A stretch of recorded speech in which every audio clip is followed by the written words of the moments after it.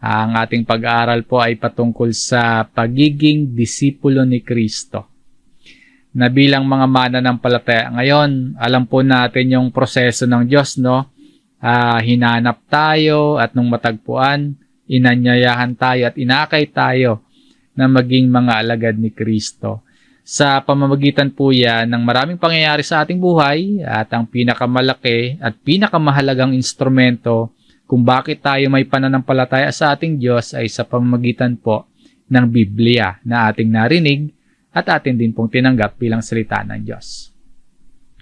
Pabalik-balikan natin para hindi natin makalimutan, kundi lalo pa nating mapanghawakan yung paraan ng pag-anyaya, yung paraan ng pag-akay sa atin tungo sa pagliligtas at pagbabagong ginagawa sa atin ng Diyos na meron po itong kaakibat na responsibility ng pagsunod sa ating Panginoong Hesus.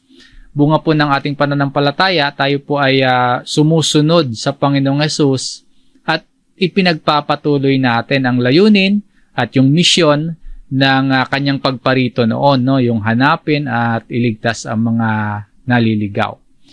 Bilang mga disipulo ni Kristo, tayo po ay natututo sa mga aral ni Hesus, sumusunod sa katuruan ni Hesus, alipin at naglilingkod sa Panginoong Hesus at nag-aakay din po ng iba na maging mga disciple o mga tagasunod ng ating Panginoong Hesukristo. Paano ba tayo inaakay ng ating Panginoong Hesus na maging kanyang alagad? Iyan yung babalik tanawin natin para iyan yung sasariwain natin sa ating isip at panghahawakan para po hindi tayo matulad sa maraming churches, yung mga settings at programs ng ibang mga simbahan ngayon, kung paano sila nag-anyaya, kung paano sila gumagamit ng mga taktika para maipakita na magaan at puro kasaganahan at puro ginhawa sa material at physical yung matatamo sa pagsunod at pagiging disipulo ni Kristo. So, sasariwain natin kung paano ba tayo mismong ang Panginoong Hesus ay inakay na maging tagasunod niya. Yun yung pagbabasehan natin, hindi yung mga programs, hindi yung mga mapang-akit at mapang-anyayang taktika ng ibang mga churches ngayon na pinapakita lang ay puro kasaganahan at magaan at puro ginhawa sa material at physical nga po yung inio-offer. Sa ilang mga simbahan, ang layunin lamang nila ay magparami ng followers, magparami ng members at pangakuan ng puro nakakapagpasaya sa emosyon lamang gamit nga po yung ilang mga programa para maakay sa pananampalataya daw ang ibang tao. Pero ito yung point natin. Ang Panginoong Hesus, ang paraan niya, ang pag-akay niya sa atin ay ganito, no? Ipapakita ni Hesus sa atin kung gaano kabigat ang pagsunod sa Kanya. Ipapakita sa atin ni Hesus na may mga sakripisyo at ipapakita sa atin kung gaano kahirap ang sumunod sa Panginoong Hesus. And yun din po yung ating pagbabasehan. Pag-aralan po natin ang cost of following Jesus mula po sa sulat ni Lucas sa chapter 9 sa verse 57 hanggang 62. Ang version po ng Biblia na ating gagamitin ngayon ay ang Bagong Biblia sa Tagalog at sa English po ay New American Standard Bible. Sa verse 57 po, habang naglalakad sila sa daan ay may nagsabi sa kanya, "Ako'y susunod sa iyo saan ka man magpunta. I will follow you wherever you go." Dito po may nagnanais na sumunod sa ating Panginoong Hesus. Kung sa panahon natin ito nangyari, at sa paraan nga po ng ibang churches at sa hinahanap ng mga tao ngayon, sasabihin yan, gusto kong sumama sa church nyo kasi nakikita ko parang ang ginhawa ng buhay dyan. Nakikita ko yung mga taong naririyan, masagana, mayayaman, mga matataas at may impluwensyang tao sa lipunan. And then yung building ninyo ay malaki, magagara yung mga kagamitan, at marami yung bilang ng members. Minsan kasi yun yung ini-offer ng ilang mga churches, yun yung i-display. And yung iba rin mga tao minsan, yun din yung hinahanap, yun yung gustong tingnan. So kung sa atin, kung ganun po yung ating hinahanap at ganun yung ating pinapakita at sa atin ito nangyari, may magsabi sa atin ng ganito na attend sila sa gatherings natin, sasama sila sa church natin. Ano po ba yung dapat na ipakita natin at sabihin sa nagnanais na makasama natin sa ating kalipunan upang maging mananampalataya at tagasunod ng ating Panginoong Hesus. So hindi po doon sa mga programa at taktika ng ilang mga churches na pangkagaan ng emotion lang o kaya mga pangako ng material at mga physical na kasaganaan. Pakinggan po natin ang sagot ng ating Panginoong Hesus sa verse 58, sa isang tao na nagnanais na sumunod sa Kanya. Ano yung sasabihin niya? Ano yung nais niyang ipakita? Verse 58, at sinabi sa kanya ni Jesus, ang mga asong gubat ay may mga lungga, at ang mga ibon sa himpapawid ay may mga pugad. Subalit ang anak ng tao ay walang mapaghiligan man lamang ng kanyang ulo. So sinasabi dito ng Panginoong Hesus, sa gustong sumunod sa Kanya, no? Gusto mong sumunod sa akin, sabi ng Panginoong Hesus, ako nga walang matuluyan eh. Buti pa yung asong gubat, buti pa yung mga ibon, may lungga at pugad. Ako na gusto mong samahan, ako na gusto mong sundin, walang sariling tahanan. Yan yung point niya dito. So napansin po ninyo, pinapahirap ni Jesus, pinapabigat niya yung ibig sabihin ng kagustuhang sumunod sa Kanya. Kung gusto nating sumunod sa Kanya, ito yung pinapakita niya, may bigat, may sakripisyo, may paghihirap. Sabi po sa verse 59, sinabi niya sa iba, sumunod ka sa akin. Subalit siya'y sumagot, Panginoon, hayaan mo muna akong umalis at ilibing ko ang aking ama. Sinabi niya sa iba, no? Sabi ng Panginoon, sumunod ka sa akin. Matapos sabihan ni Jesus yung gustong sumama sa Kanya, may nagsabi sa Kanya na gustong sumama sa Kanya, kinausap niya. Matapos noon, kinausap niya naman yung iba na yung mga naroroon sa lugar na yan, sa pangyayaring yan, inaya niya na sumunod din sa Kanya. Sinabi ng Panginoon, follow me. Sabi na dun sa iba, sumunod ka sa akin. Pero ano yung sagot ng kausap ni Jesus?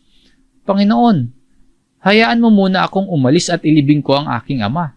So, willing namang sumunod, no? Hindi naman tumanggi. Pero, merong dahilan. And, yung reason niya dito, valid. Masasabi nating tama naman yung dahilan. Lalo na kung i-consider natin yung posibleng kaugalian at kultura nila noon patungkol sa paglilibing ng mahal sa buhay. Sabi niya, Lord, permit me first to go and bury my father. Anong sagot ng Panginoon? Subalit sinabi ni Jesus sa kanya, hayaan mong ilibing ng mga patay ang kanilang sariling patay. Subalit para sa iyo, humayo ka at ipahayag mo ang kaharian ng Diyos. Sinasabi dito ni Jesus sa isang kausap niya, hayaan na niya yung patay na ilibing yung sarili niya. No? Hayaan mong ilibing ng mga patay ang kanilang sariling patay. Muli po, i-consider natin yung kaugalian at yung kultura nila noon kung bakit ganito yung sagot ng Panginoon. Pero ang sinasabi ni Jesus sa kausap niya, kumbaga hayaan mo na yon. Pero ikaw, subalit para sa iyo, sabi niya dito, ipahayag mo ang kaharian ng Diyos. Sumunod ka kay Jesus, go and proclaim the kingdom of God. Sa verse 61, at sinabi naman ng isa pa, ako'y susunod sa iyo, Panginoon, subalit hayaan mo muna akong magpaalam sa mga nasa bahay ko. Ito naman, gusto ring sumunod kay Jesus. Actually, nag-commit na siya, sumagot na siya. Pero, magpapaalam daw muna siya sa pamilya niya. Valid din yung reason niya rito, at least sa ating paningin. Tama naman yung kanilang mga kadahilanan. No? Parang wala namang problema. Susunod naman siya, itong nagsasalita dito, magpapaalam lang muna. Pero anong sagot ng Panginoong Hesus? Subalit sinabi sa kanya ni Jesus, walang sino mang humahawak sa araro at tumitingin sa mga nasa likuran ang karapat-dapat sa kaharian ng Diyos. Again, valid naman yung reason ng mga kausap ni Jesus na gusto or inanyayahan niyang sumunod at sumagot sa kanya na gustong sumunod. At sa ganitong pananalita po, hindi naman ito pagiging malupit, no? Pagiging harsh or mean or mahigpit o kaya ay nanghahamak siya ng damdamin ng kausap niya. Hindi niya ibig na maging masama yung dating niya sa mga taong inanyayahan niya na sumunod sa kanya at sumasagot sa kanya na ng kagustuhang sumunod sa kanya. Meron ditong punto na nais ituro ang Panginoon. Kaya pag-aralan natin ito at sama-sama nating pagbulay-bulayan ang bahaging ito ng kasulatan. Meron pong 3 punto po tayong tatalakayin. Number 1, ang isang disipulo ay handang sumunod sa yapak ni Kristo. Balikan po natin yung simula ng ating pangunahing talata na pinag-aaralan. Sabi dito, ako'y susunod sa iyo saan ka man magpunta. Muli po na merong tao na nagsasabi sa Panginoon, I will follow you wherever you go. Susunod siya kahit saan man magpunta si Jesus. Ngayon, sa ating kalagayan, tayo din po ba ay willing? Handa ba tayong sumunod sa yapak ni Kristo kahit saan man tayo dalhin ang ating pagsunod sa Panginoon? Willing tayo? Ngayon yung tanong, no? Handa at gusto ba natin at willing tayong sumunod kahit saan tayo dalhin ng ating pagsunod sa Panginoong Hesus? Kung willing tayo, maaaring sabihin sa atin ng Panginoon, talaga ba? Kasi po kapag sumunod ka sa Panginoon, discomfort yung mararanasan mo. So talaga ba? Discomfort hindi lang sa physical, kundi maging sa emosyonal at maging pagdating sa financial, maaaring mahirapan ka sa pagsunod sa Panginoon. So, willing ka ba talagang sumunod kay Jesus? Sabi nga po ni Jesus sa kausap niya dito, yung mga asong gubat, may lungga, buti pa sila. Yung mga ibon, may pugad, mabuti pa sila. Samantalang siya, anong sabi ng Panginoong Jesus? Ang anak ng tao ay walang mapaghiligan man lamang ng kanyang ulo. The Son of Man has nowhere to lay his head. Parang sinasabi dito ng Panginoon, yung gusto mong sundan, kahit saan, yung gusto mong, sinasabi mo na susunod ka, kahit saan, mas maayos pa yung ibon. O kaya, mas maayos pa, mas mabuti pa yung asong gubat. So, sa Panginoon, walang or hindi comfortable kapag susunod ka. Yan po yung ibig sabihin dito. Ang buhay Kristiyano, hindi komportable. Ang pagsunod kay Jesus, may hirapan ka. Gaano ba ka-uncomfortable itong pagsunod sa yapak ni Kristo? Sa sulat po ni Mateo, sa Mateo 16 verse 24, ayon dito, pagkatapos ay sinabi ni Jesus sa kanyang mga alagad, kung ang sino man ay ibig sumunod sa akin, tanggihan niya ang kanyang sarili at pasanin ang kanyang krus at sumunod sa akin. So gusto nating sumunod kay Jesus, we must deny ourselves. And pasanin ang ating krus at sumunod tayo sa Panginoon. Yan ang sinasabi dito ni Jesus. Muli po, ang tanong, handa ba talaga tayong sumunod kay Jesus? So hindi uncomfortable ang sumunod kay Jesus. Hindi yung susunod ka magiging komportable yung buhay mo. Magiging masagana yung buhay mo. Hindi ganoon.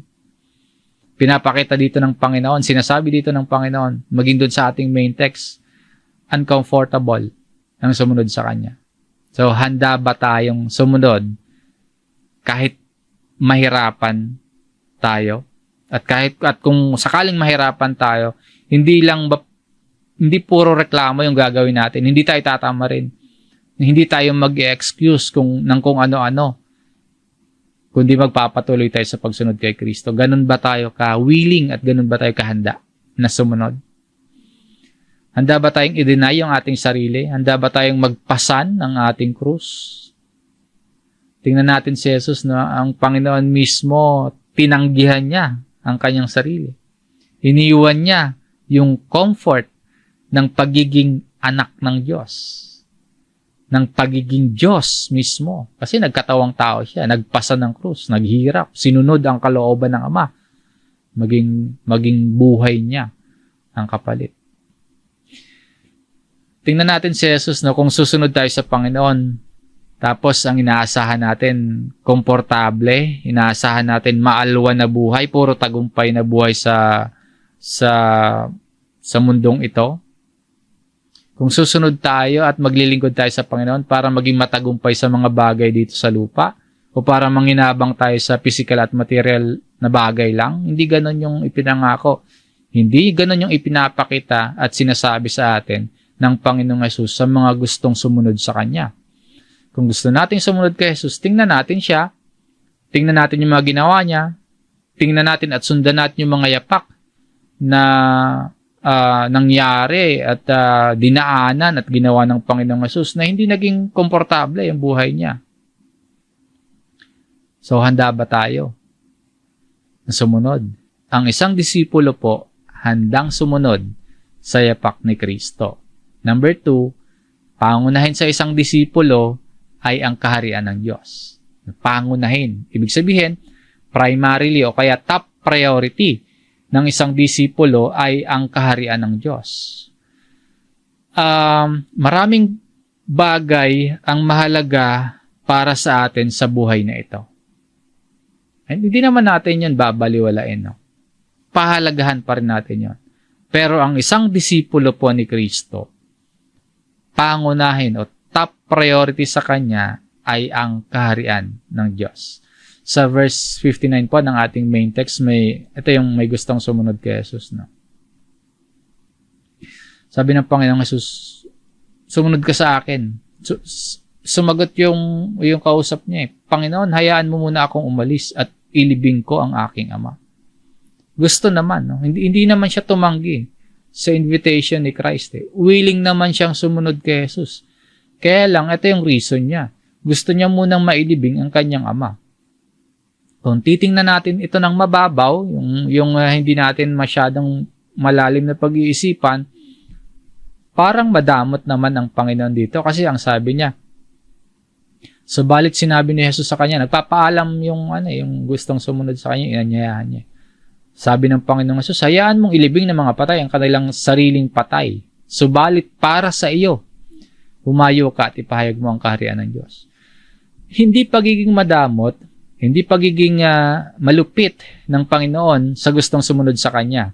Yung punto dito. Ang point po, alamin natin kung ano yung top priority natin sa buhay na ito. Hindi tayo tinuturuan ni Jesus na sumunod sa Kanya tapos pababayaan natin yung ating pamilya.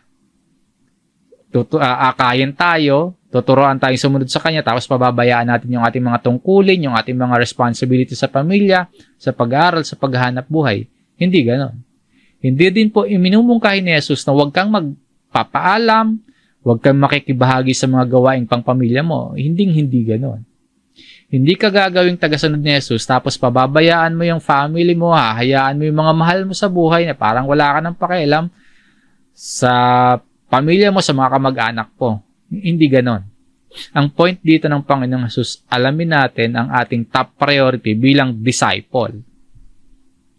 Kung gusto mo pong sumunod sa ating Panginoong Jesucristo, ang top priority mo po ay to proclaim the kingdom of God. Sabi ng Panginoon dito, subalit para sa iyo, humayo ka at ipahayag mo ang kaharian ng Diyos. So, kung ikaw po ay isang tatay na disipulo ni Kristo, ang pangunahin sa iyo to provide for your family, di ba? Sa asawa mo, mag-provide ka sa mga anak mo, sa mga pangangailangan ng anak mo, ng pamilya mo. Maibigay mo yung kanilang mga needs. Yan yung priority mo. Pero, hindi iyan yung top priority mo sa buhay bilang disciple. Ang pinakapangunahin o yung top priority mo ay maihatid mo at mailapit mo yung pamilya mo sa Panginoon. Top priority dapat sa iyo, maipahayag mo sa pamilya mo ang kaharian ng Diyos. Clear po? Kung isa ka pong tatay na disipulo ni Kristo, ang priority mo, may provide yung needs ng asawa mo, ng mga anak mo, ng family mo. Pero ang top priority mo po, bilang disciple ni Christ, maihatid mo yung buong pamilya mo, mailapit mo sa Panginoon, maihatid mo sa kaharian ng Diyos. Kasunod na lamang po yung paghahanap buhay. Priority yon, pero kasunod na lang yun ng top priority mo. Kasunod na lang yung libangan mo o iba pang mga pinagkakaabalahan mo. Again, ang top priority mo po, mapasakop sa kaharian ng Diyos ang buong pamilya mo. Ganon din kung isa ka pong nanay na disciple ni Kristo. Yes, priority mo din po, maalagaan yung mga anak mo, maasikaso mo yung asawa mo, maasikaso mo yung mga gawain mo sa bahay, mapakain mo yung pamilya, kung ano-ano pang gawain sa bahay, tungkulin sa bahay, paghahanap buhay, priority mo yon. Pangunahin sa'yo yon. Mahalaga yan para sa'yo bilang isang nanay na disciple ni Kristo. Pero again, yun nga kung disciple ka po ni Kristo, kingdom of God din, yung top priority sa'yo. Kung nanay ka, meron ka mga mahalagang ginagawa. Meron ka mga priorities sa buhay. Pero kung nanay ka na disciple ni Kristo, ang top priority mo ito din, kingdom of God. Ipahayag. Yung maipahayag mo sa mga anak mo, sa asawa mo, sa pamilya mo, yung kaharian ng Diyos. Ganon din po ito sa mga anak ngayon. Mahalaga yung pag-aaral mo, priority mo. Mahalaga yung karir mo, paghanap buhay mo. Mahalaga yan. Mahalaga yung pangarap mo sa buhay. Pero bilang disciple ni Christ, ang disciple ni Christ, ang top priority po ay ang kingdom of God din. So, sino man tayo ngayon, no? Na tatay tayo, nanay tayo, anak tayo. Disipulo tayo ni Kristo. Ito yung top priority natin sa buhay. Ang ipahayag ang kaharian ng Diyos. Lolo, lola tayo, kapatid, kapitbahay, kaibigan, katrabaho, ano pa ba, kaeskwela, mga kamag-anak. Ang dapat priority natin ay ang mapasakop yung pamilya natin sa kaharian ng Diyos. At ang sentro ng pamilya natin at ang naghahari ay si Kristo. So, bilang mga disciple po, ang pangunahin top priority para sa atin ay ang kaharian ng Diyos. Susunod na lang yung mga provisions. Susunod na lang yung mga paghahanap buhay. Kasunod na lang yung mga pinagkakaabalahan natin. Muli, ang top priority ng disipulo ni Kristo, go and proclaim the kingdom of God. Sabi pa po sa verse 61. At sinabi naman ng isa pa, ako'y susunod sa iyo, Panginoon. Subalit, hayaan mo muna ako magpaalam sa mga nasa bahay ko. Muli po, no, kung hindi natin pag-iisipan ito ng malalim or ng mabuti, para bang nagiging maramot nga dito si Jesus. Kasi magpapaalam lang naman, pero bakit parang ayaw ng Panginoon? Susunod naman, magpapaalam Pero hindi ganun yung punto dito, no? Ang punto dito ng Panginoong Jesus, ito, number 3. Ang isang disipulo ay nakatuon sa gawaing ibinigay ni Kristo. Ang ating Panginoong Jesus po, merong iniwanang gawain para sa lahat ng kanyang mga disciples. Sa lahat ng kanyang mga inanyayahan, sa lahat ng kanyang mga inakay na maging tagasunod niya at tumugon, nag-response, susunod sa Panginoong Jesus. Merong iniwanang gawain. Ang gawaing ibinigay sa atin ng Panginoon may kinalaman po sa paghahayag ng kaharian ng Diyos, sa pangangaral ng salita ng Diyos, at sa pagpapalaganap ng Ebanghelyo. Yung sa paghayo natin, tinuturuan natin ng iba ng mga katuruan ni Kristo at inaakay din natin sila na maging mga disipulo ni Kristo. Sabi po dito sa panghuling talata nating pinag-aaralan, subalit sinabi sa kanya ni Jesus, walang sino mang humahawak sa araro at tumitingin sa mga nasa likuran ang karapat-dapat sa kaharian ng Diyos. No one, after putting his hand to the plow, sa Revised Tagalog Popular Version po nito yung walang sino mang humawak sa araro, ang sino man daw pong nag-aararo, ibig sabihin ongoing, humawak sa araro, nag-aararo, sino mang nagsimulang gumawa ng gawain para sa kaharian ng Diyos. Yan yung ibig sabihin. No?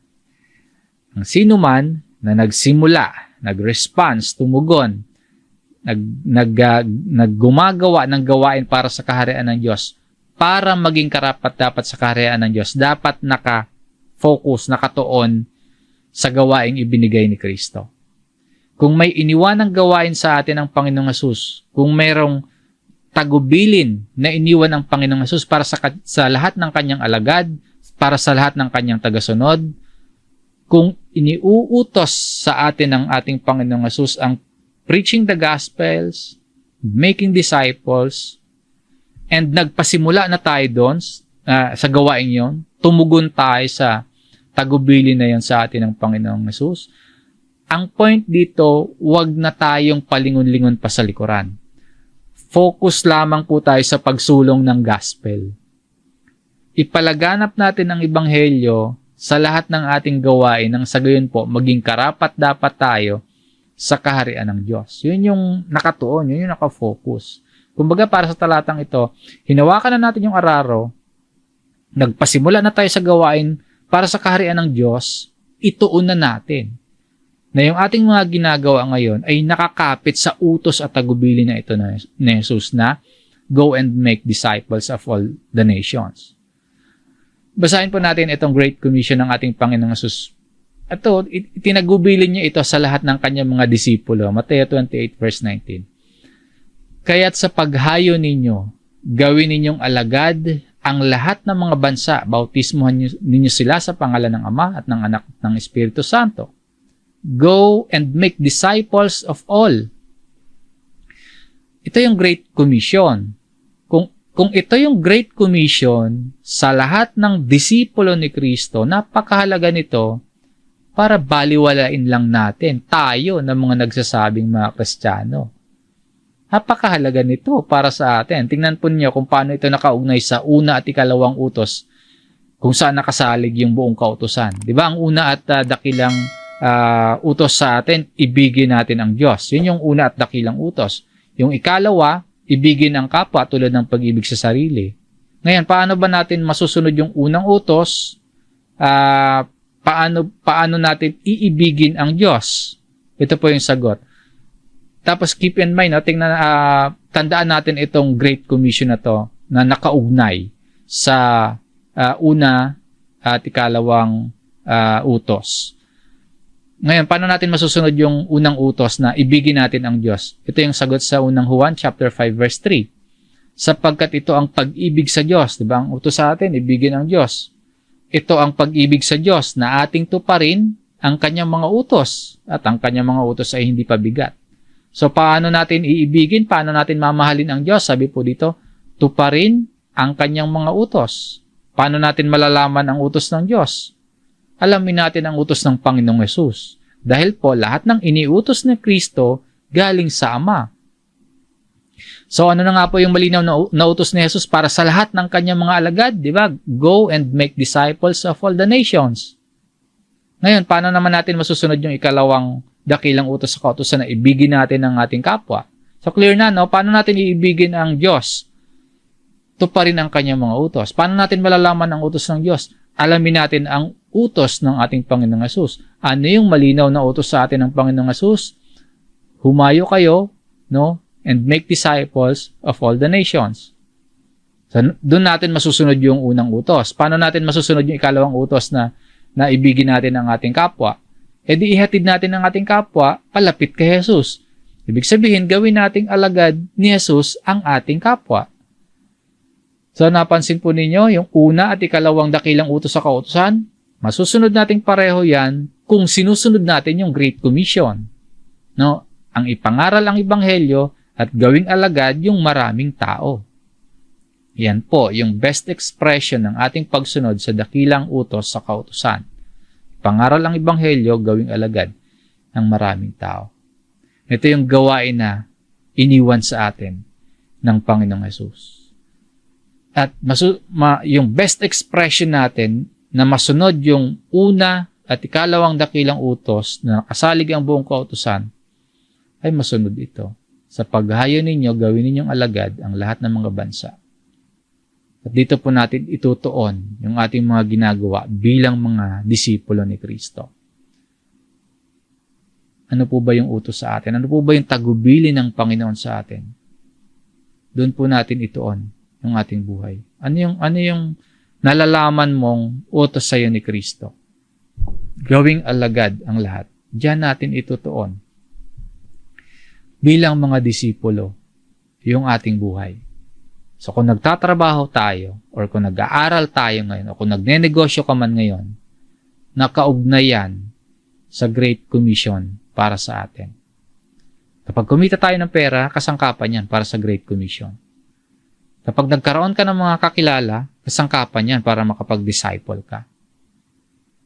Kapag nagkaasawa ka, kapag nagkaanak ka, hindi mo lang ipoprovide yung pangangailangan nila. Priority mo yun, pero yung top priority mo ito para sa Great Commission yan. Tuturuan mo sila ng mga katuruan ni Kristo na kanilang susundin. Kapag lumaki yung pamilya mo, kapag dumami yung mga kaibigan mo, para sa Great Commission yan. Sa kanila natin ipapalaganap yung Ebanghelyo. Sa kanila natin ibabahagi ang salita ng Diyos hanggang sila din po ay maging mga mananampalataya at tagasunod ni Kristo. So nakaugnay, nakadikit, nakaakibat lagi. Yung iniutos dito ni Kristo sa lahat ng kanyang mga disipulo. Maging sa ministry natin na ginagawa, yung kinabibilangang ministeryo natin. Sa lahat ng ating gawain dito sa ating church, dapat po nakaugnay sa tagubilin na ito ni Jesus. Making disciples. So, ang isang disipulo po na katulad mo, dapat nakatuon sa gawaing ibinigay ni Kristo na dapat tuparin. Ano man ang pinagkakaabalahan mo, ano man yung ginagawa mo, sino ka man ngayon, ano man yung achievements mo, ano man yung pangarap mo, ano man yung maging sa libangan natin, nakakabit dito. Nakaugnay sa tagubilin na ito ni Jesus. Nakakapag-disciples ba tayo? Sa klase ng pakikipagkaibigan natin, sa klase ng pakikitungo natin sa pamilya natin, sa workplace natin, na isi-share ba natin yung gospel? Na ihahayag ba natin sa kanila yung kaharian ng Diyos? Yan yung purpose, no? So, ano yung aplikasyon na iniiwan sa atin ng ating aralin ngayon? Ano yung aral ang mensahe? Ano yung application? Number 1, maging handang sumunod sa yapak ni Kristo. Huwag pong magsawa at huwag pong manghina sa pag-aaral ng salita ng Diyos. Huwag tayong bibitiw sa pakikibahagi sa gawaing pag-aaral ng Biblia. Kasi sa Biblia po, lalong mahayag kung sino si Jesus. Paano natin masusunod yung yapak ni Kristo?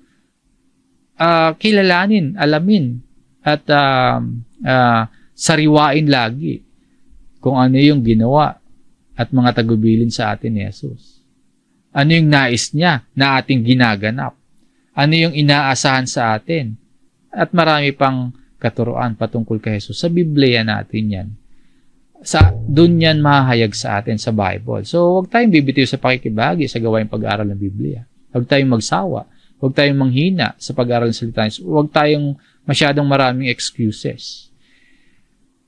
Maging handa po na sumunod dahil mahirap po ito. Sumunod sa yapak ni Kristo. Papasan ka ng krus, makakaranas ka ng pangkukutya, pang-iinsulto, maaaring tawanan ka, maaaring pagdudahan ka, maaaring makaranas ka ng iba't ibang pagsubok. So maging handa na sumunod sa yapak ni Kristo. Kung ang Panginoong Hesus nga po nakaranas ng hirap nung siya po ay nagkatawang tao. So sino tayo para mag-demand o kaya maghanap ng comfort at umasa sa Panginoong Hesus para paginhawahin lang yung ating buhay dito?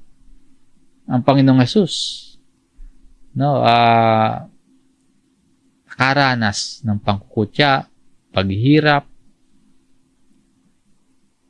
para lang din yun sa kapakinabangan natin, lalo na sa espiritual.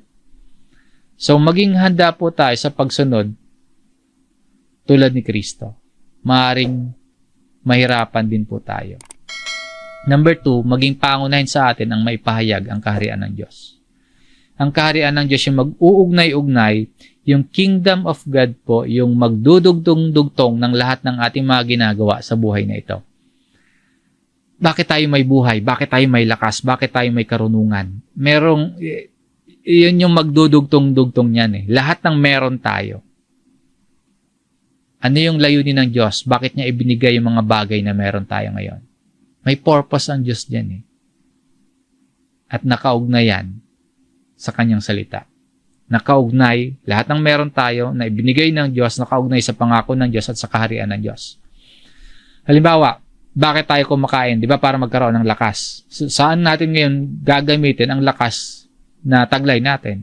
Hindi lang para sa mga bagay lang dito sa lupa yan. Hindi natin kukonsumuhin yung lakas na, lahat ng lakas natin para lang sa mga bagay dito sa lupa. Hindi lang sa mga libangan natin, kundi para din po sa kaharian ng Diyos. Katulad din kung bakit tayo may kakayahan Bakit ka may talino? Bakit ka may karunungan? Bakit ka may talento?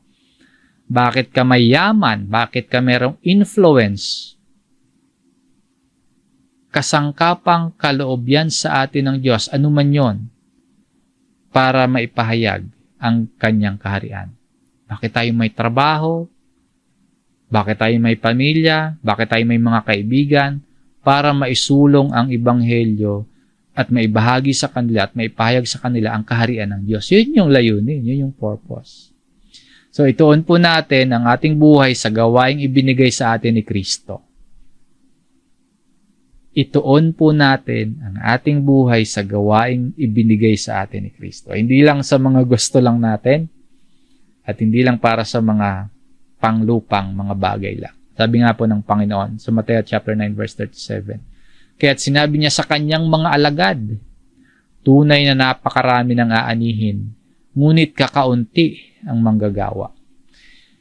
Madami daw po ang aanihin pero kakaunti ang manggagawa. So mga kapatid, hindi pa tapos ang gawaing ipinapagawa sa atin ni Jesus. Kung ikaw po ay isang disipulo ni Kristo, kabilang ka na po sa manggagawa para sa kaharian ng Diyos. Para tayo mga nag-aararo na hindi dapat palingon-lingon sa likod. Hindi ituon natin yung ating isip sa gawaing ibinigay sa atin ng Panginoon. Huwag tayong paabala sa ibang mga bagay. I-focus natin yung ating isip, yung ating puso, i-focus natin sa gawaing ipinagkatiwala sa atin bilang mga disipulo. Humayo tayo at gawin ding disipulo ni Kristo, turuan ng mga katuruan ni Kristo, yung maraming tao sa paligid natin.